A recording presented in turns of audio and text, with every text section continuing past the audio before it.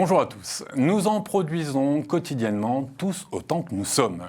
Hommes, femmes, partout sur la planète, nous produisons des déchets avec, il est vrai, d'énormes disparités selon le lieu où l'on vit. Par an, un Américain, c'est presque 1 tonne de déchets, tandis qu'un Sénégalais, c'est moins de 200 kilos. Mais le débat n'est pas là aujourd'hui, puisque de toute façon, c'est un fait, nos sociétés, nos modes de vie, aussi différents soient-ils, génèrent des déchets. Non, la question, c'est qu'en faisons-nous ? Parce qu'un déchet, c'est quelque chose, certes, qui n'a plus d'utilité et qui est abandonné selon sa définition, mais ça ne disparaît pas. Et c'est bien le problème. Raison pour laquelle le recyclage des déchets est aujourd'hui une véritable préoccupation à l'échelle internationale. Alors que peut-on faire ? En produire moins, en recycler plus ? Et pour les déchets électroniques, on fait comment ? Et surtout, comment je sais que ce que je fais est bien, est efficace, est utile ? Parce que les bonnes intentions sont là. Et à part quelques rares exceptions, l'urgence d'agir fait consensus. Alors, qu'est-ce qu'on attend ? Eh bien, c'est la première question que je vais poser à mon invité maintenant.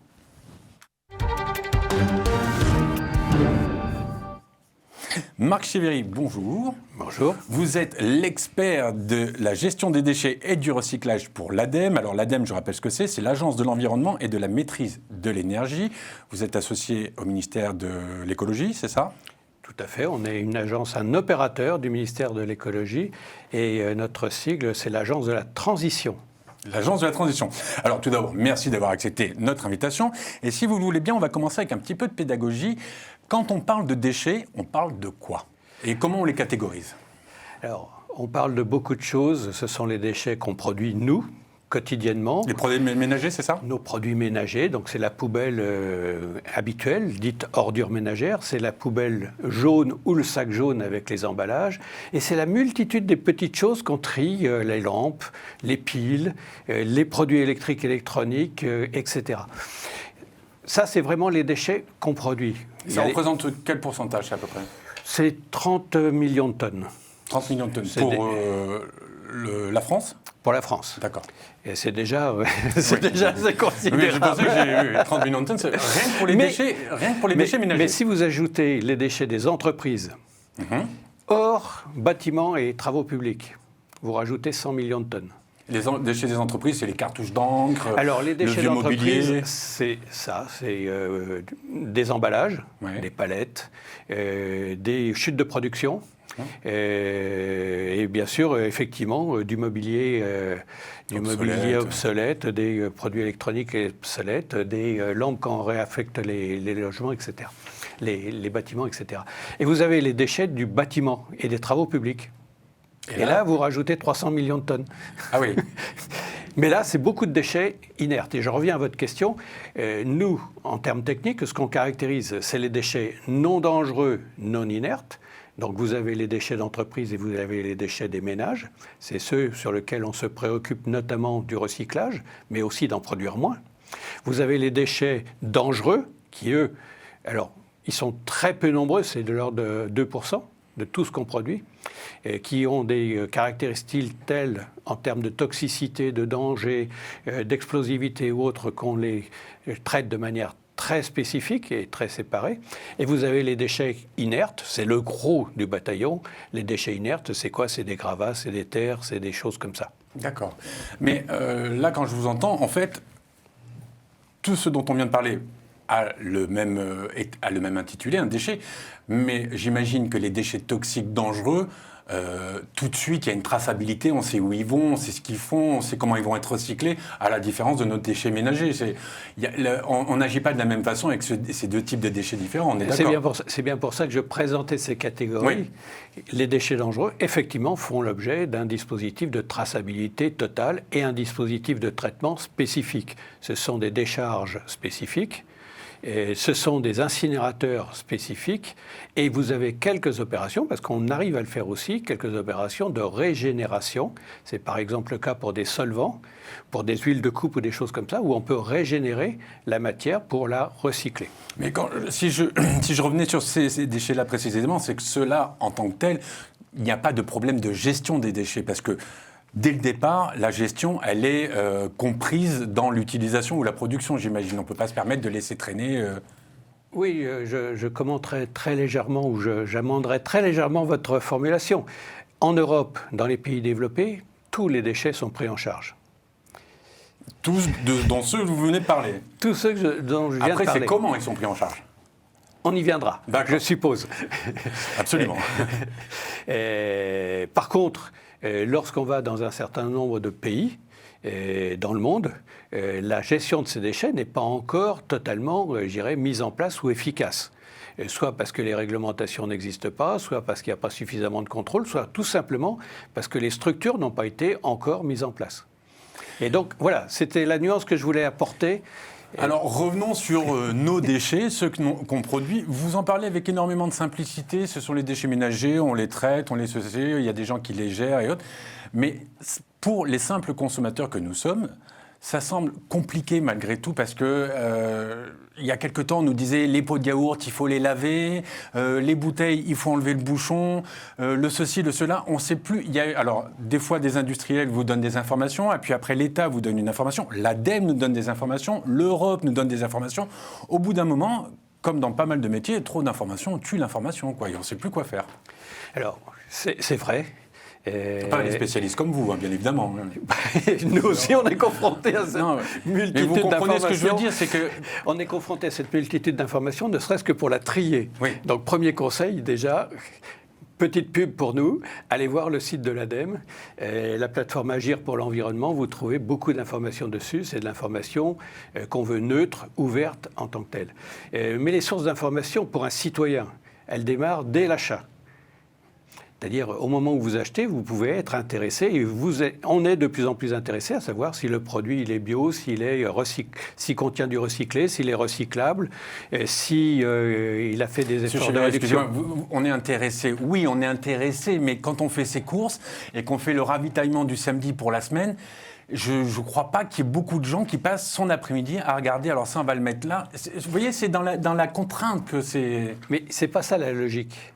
La logique, c'est la petite feuille de l'écolabel européen. Ça, vous pouvez être sûr que c'est quelque chose qui impacte moins l'environnement. Et c'est un label qui est évolutif, c'est-à-dire à chaque fois que la moyenne des produits devient moins impactant pour l'environnement, le label évolue pour se durcir et pour indiquer à chaque fois au consommateur quel est le meilleur geste.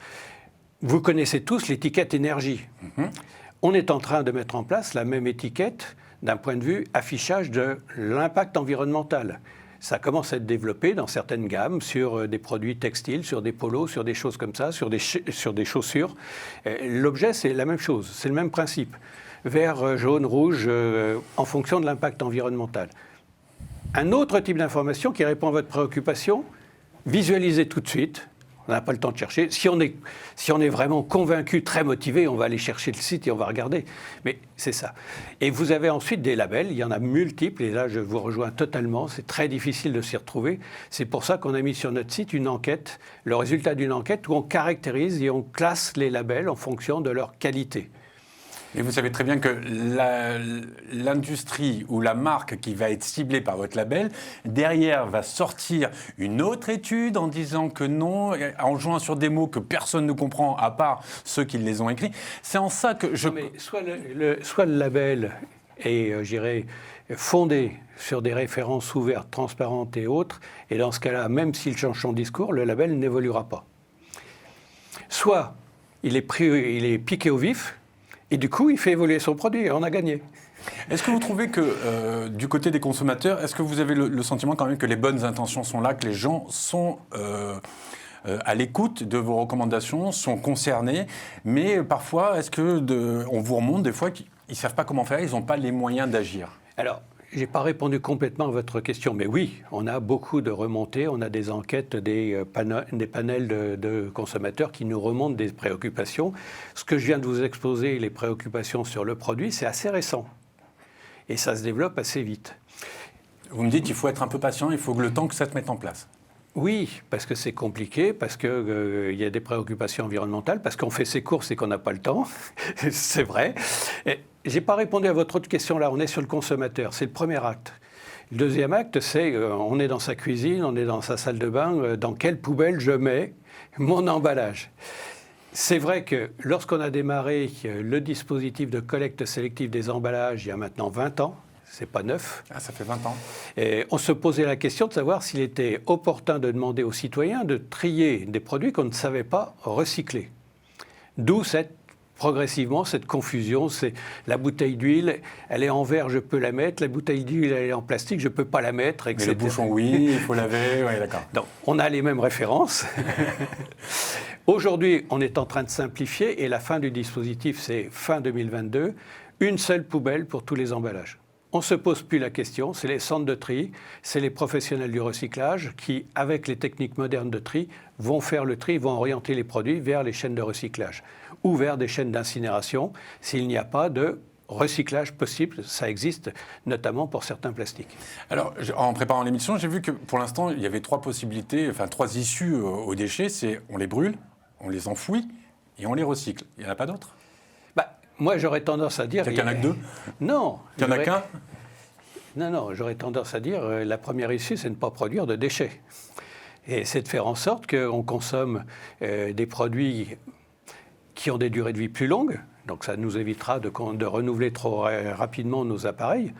Et nos appareils, c'est le grille-pain, c'est le smartphone, etc. On n'a pas besoin de les remplacer tous les ans ou tous les 2 ans. C'est inutile. Première gestion, allonger la durée de vie. Deuxième action, c'est on n'a plus envie, pour telle ou telle raison, d'un produit. On peut lui donner une seconde vie, soit par le don, soit en le mettant sur les plateformes Le Bon Coin, pour ne pas les nommer, ou autres, qui sont des actions qui permettent à d'autres personnes qui sont intéressées, soit par des produits de seconde vie, soit parce qu'ils n'ont pas les moyens ou pas envie d'acheter des produits neufs, de se fournir. C'est un deuxième acte qui permet, là aussi, d'allonger la durée de vie des produits. Donc d'en produire moins, parce que c'est ça l'objectif, c'est d'en mettre moins en marché, donc d'en produire moins. Et on consomme, au passage, moins de ressources, moins d'énergie. Donc c'est un effet gagnant. On arrive aux déchets. On a quand même des déchets. Oui, parce que le déchet, même si ça ne sert plus même si c'est inutile et abandonné, comme la définition le dit, c'est pas pour ça que ça ne marche plus. Non, on en aura toujours des déchets. Le premier objectif, c'est quand même de faire en sorte qu'on consomme moins de ressources, qu'on en produise moins. Une fois qu'on les a, il faut bien les gérer. Première action, c'est effectivement le recyclage. Le recyclage pour tout ce qui est produit avec des matières.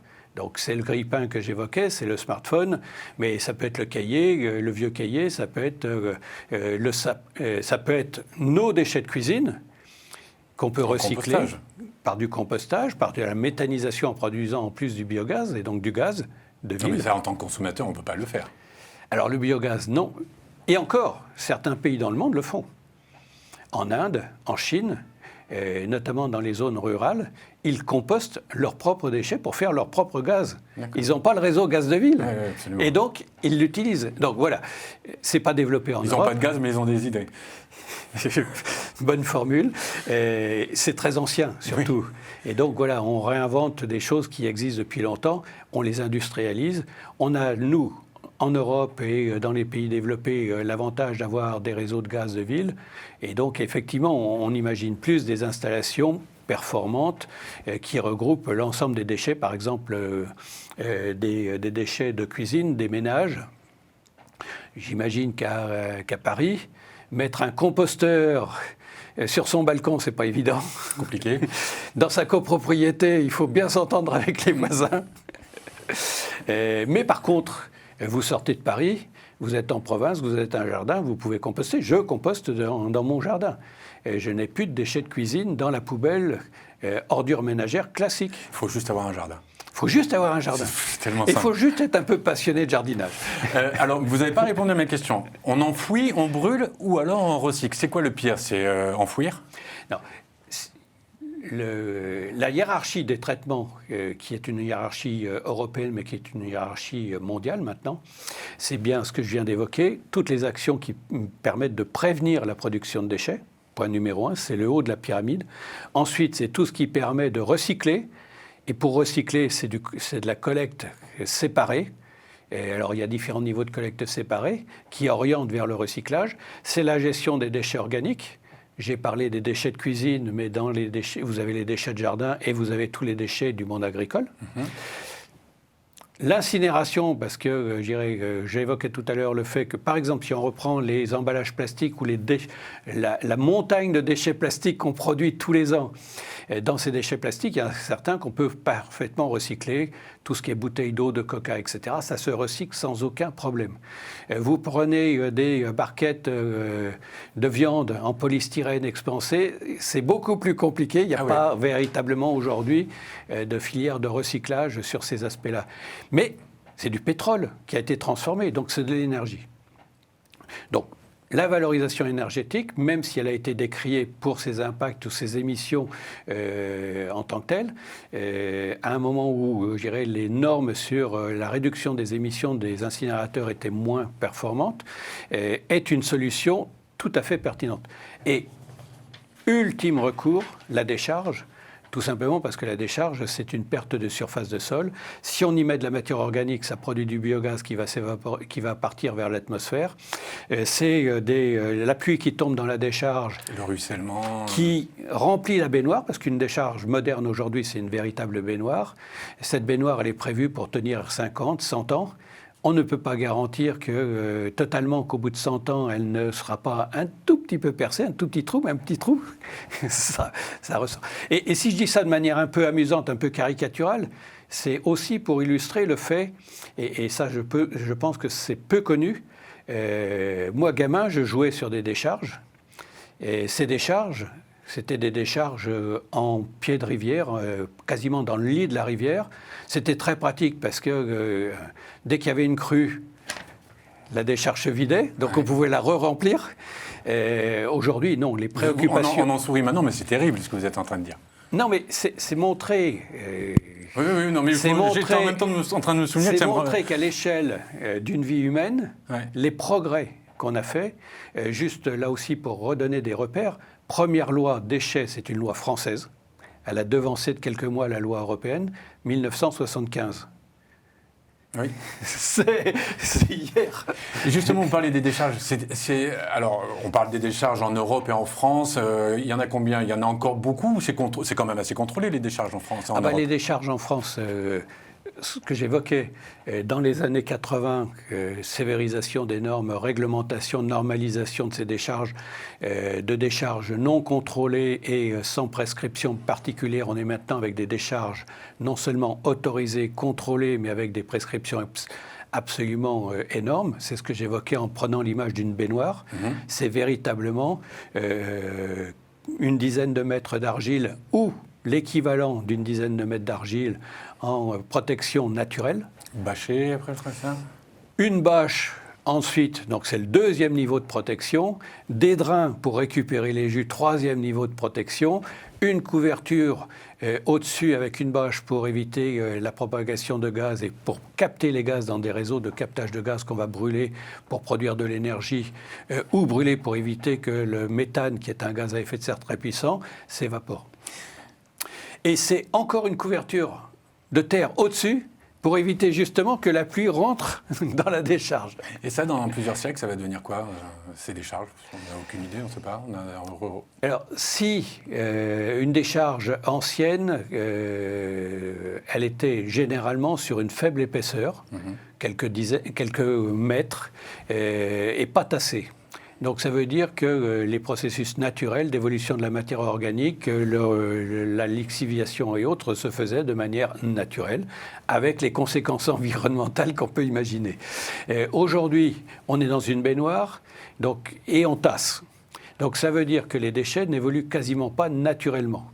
D'où le fait que les décharges modernes sont équipées d'un système de recirculation, c'est-à-dire qu'on pompe les jus pour les recirculer, pour faire en sorte que le phénomène naturel se produise au sein de cette cocotte minute ou de cette baignoire, de manière à ce que les déchets évoluent en une cinquantaine d'années. Donc la durée de vie d'une décharge, c'est 20, 30, 40 ans. Suivi post-exploitation, c'est au minimum, donc une fois que la décharge est totalement fermée, c'est au minimum 10 ans. Et avec un suivi. Et s'il y a encore de l'activité dans la décharge, le suivi est prolongé.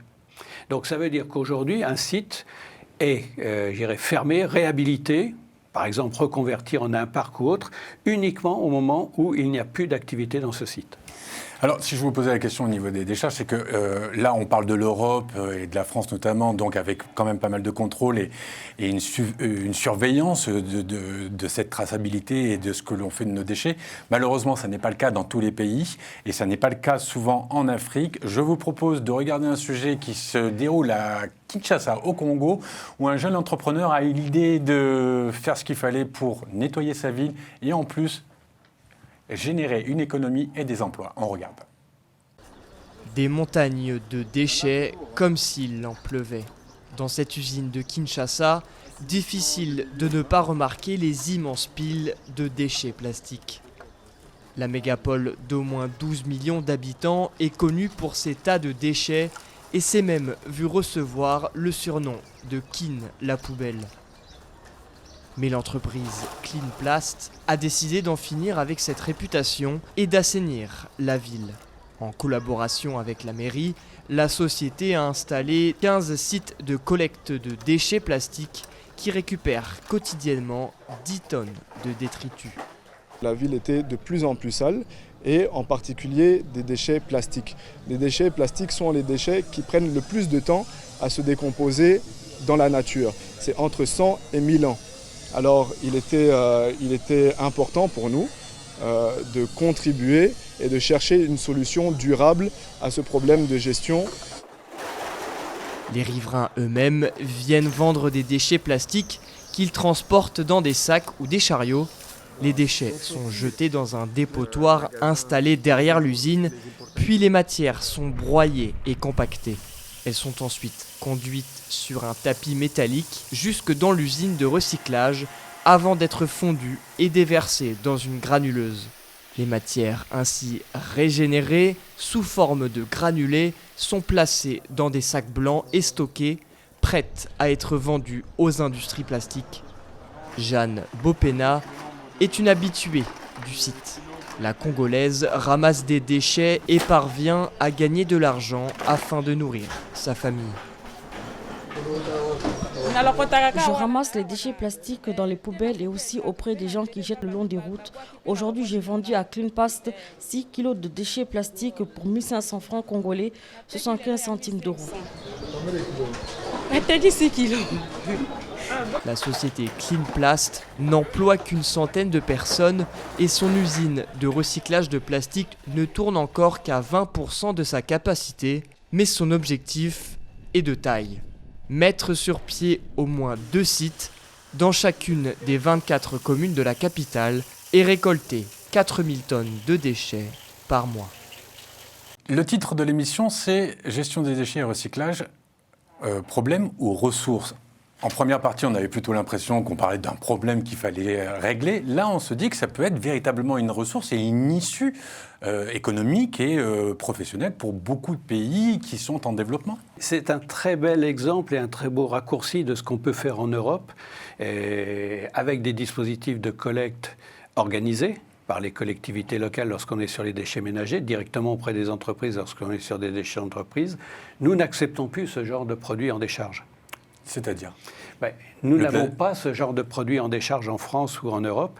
Nous avons fait la collecte, une grande partie de la collecte avant. D'accord. Donc c'est en ce sens-là. On voit bien aussi qu'au-delà de la collecte, c'est ce que font les petites personnes et c'est complètement adapté au contexte local. Et donc il y a un niveau social important dans cette activité-là. Et c'est l'une des difficultés de développer des activités de recyclage à l'image de ce qu'on pourrait faire dans les pays développés, en France, en Europe, en Amérique, parce qu'il y a vraiment cette notion, et on le voit bien sur les images, cette notion d'activité économique pour toute une partie de personnes qui survivent, et le terme est fort mais réel, survivent du fait de cette activité. Mais en même temps, ils font le geste de tri, que nous on fait derrière avec des machines, des trieurs optiques, des machines automatiques, etc. Et en final, on a la même finalité. C'est de faire en sorte que les déchets, une fois qu'ils sont triés, on va pouvoir les granuler et les réintégrer dans un cycle de production. Ce que montre pas le reportage, c'est une fois qu'on a les granulés, qui va utiliser le granulé? Ils l'exportent, ils le vendent, j'imagine. Alors, voilà, probablement qu'ils l'exportent et qu'ils le vendent. L'étape supplémentaire, et merci à ce jeune entrepreneur d'être aussi dynamique et de lancer cette initiative, mais l'étape suivante, c'est de mettre en place des unités qui permettent d'utiliser directement cette matière première sur place. Là, quand je vous écoute, est-ce que ce n'est pas justement un des problèmes majeurs de cette chaîne de gestion des déchets, recyclage, c'est qu'il y a une obligation de beaucoup d'intervenants. Ça démarre avec le consommateur, et puis après ça démarre avec la société qui collecte les déchets, après ça démarre, dans le meilleur des cas, après on passe à l'usine de recyclage. Sur le nombre d'intervenants, il y a presque autant de chaînes et d'intervenants que de produits. Sur les papiers cartons, vous avez une chaîne très courte, collecte, tri, et directement papier. Plastique, vous avez autant de plastique et de produits plastiques, parce que c'est un matériau formidable qui a été développé pour plein d'usages, que de filières de recyclage derrière. Donc comment voulez-vous avoir ce que vous appelez de vos voeux une chaîne unique avec un acteur unique? Non, il y a autant de spécialités, parce qu'il faut vraiment des spécialités par rapport à cette spécificité de chaque matériau. Et on commence à avoir un peu le même problème sur les métaux. L'acier, on se dit, l'acier, c'est de l'acier, je prends un aimant, je le trie, et je peux faire du fer à béton, je peux faire une voiture avec. Sauf qu'une voiture, sauf qu'un train, c'est des alliages, et les alliages sont de plus en plus complexes. Et donc, vous avez besoin d'avoir des spécialistes qui vont récupérer les alliages, qui vont les caractériser, qui vont les séparer, qui vont les remettre dans des filières de valorisation. Donc voilà, le recyclage, vous avez raison de dire, c'est une ressource. C'est une ressource qui est déjà transformée. C'est pas de la terre, c'est pas de l'alumine, c'est pas de la silice pour faire du verre, c'est pas du bois pour faire du papier. C'est une ressource, mais une ressource qui a été transformée. On gagne beaucoup d'énergie à réutiliser cette ressource parce que justement on n'a pas besoin d'extraire, on n'a pas besoin de transformer, mais la contrepartie, c'est qu'on est obligé de trier. Et de trier de manière de plus en plus fine parce que les exigences techniques sont élevées. Allez, on arrive au terme de l'émission. Une dernière question, une réponse courte. Vous êtes confiant pour l'avenir ? Bien sûr. Oui. Et ce n'est pas mon grand âge qui va me détromper. Première loi déchets 1975. On est en 2022. Et la décharge dans la rivière, il y a quelques années. En 1975, je jouais sur la décharge. Aujourd'hui, je visite des centres de tri et des unités de recyclage. Allez, si on veut s'informer, avoir les bonnes informations avec les bons chiffres, est-ce qu'il faut faire ? On rappelle, l'ADEME. L'ADEME, plateforme Agir pour la transition. Marc Chiveri, merci beaucoup. TLS, c'est terminé pour aujourd'hui. Je vous retrouve très vite pour un nouveau TLS+. Comme d'habitude, vous le savez, continuez à vous informer en regardant Télé Sud. Bonne journée à tous, à très bientôt, au revoir.